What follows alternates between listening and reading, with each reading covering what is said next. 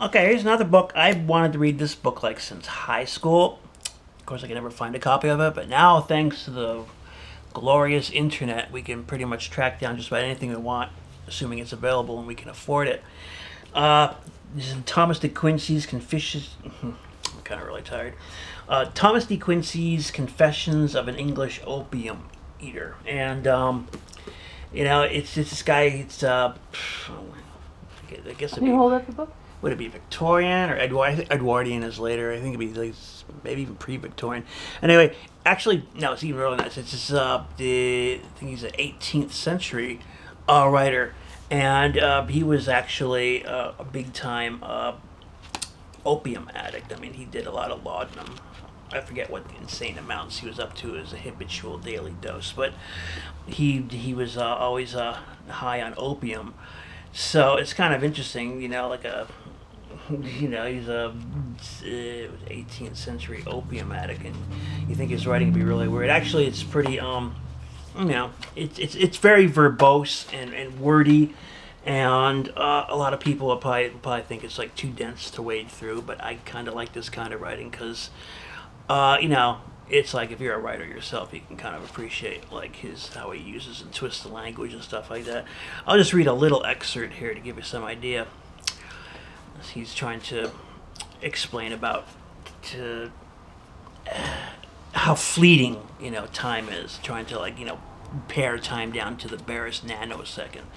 So it says, look here, put into a Roman clepsydra, which is a water clock, 100 drops of water. Let these run out as the sands in an hourglass, every drop measuring the hundredth part of a second, so that each shall represent but 360,000th part of an hour. Now count the drops as they race along, and when the 50th of the 100 is passing, behold, 49 are not, because already they have perished, and 50 are not, because they are yet to come. You see, therefore, how narrow, how incalculably narrow is the true and actual present. Of that time which we call the present, hardly 100th part but belongs either to a past which is fled, or to a future which is still on the wing. It has perished, or it has not born. It was, or it is not.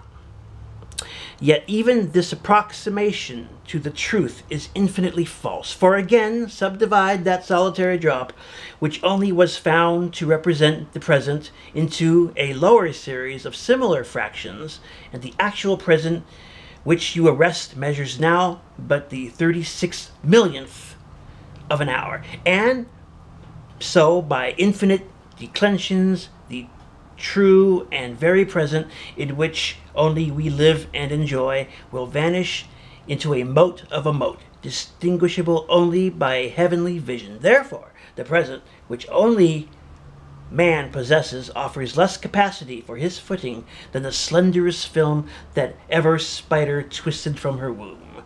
Therefore, also, even this incalculable shadow from the narrowest pencil of moonlight is more transitory than geometry can measure, or thought of angel can overtake. The time which is contracts into a mathematical point, and even that point perishes 1,000 times before we can utter its birth. All is finite in the present, and even the finite is infinite in its velocity of flight towards death.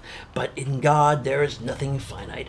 But in God there is nothing transitory. But in God there can be nothing that tends to death. Therefore it follows that for God there can be no present. The future is the present of God, and to the future it is that he sacrifices the human present.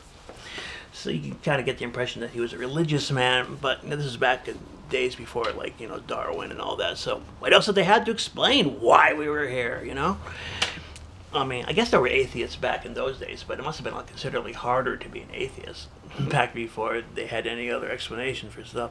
Anyway, so that's Thomas de Quincey. All this, it says here, it's Confessions of an English Opium Eater and other writings, but I think they're all based on his opium use. I don't really know if he even wrote about anything else, because I've never read anything else he wrote, but apparently he was a professional author, although he did live off an independent fortune that his father left him on a stipend. But But if he was actually a professional writer, he must have wrote more than just about his opium trips, which, frankly, people aren't really as interested in the whole drug experience, like 200 or 300 years ago as they are now.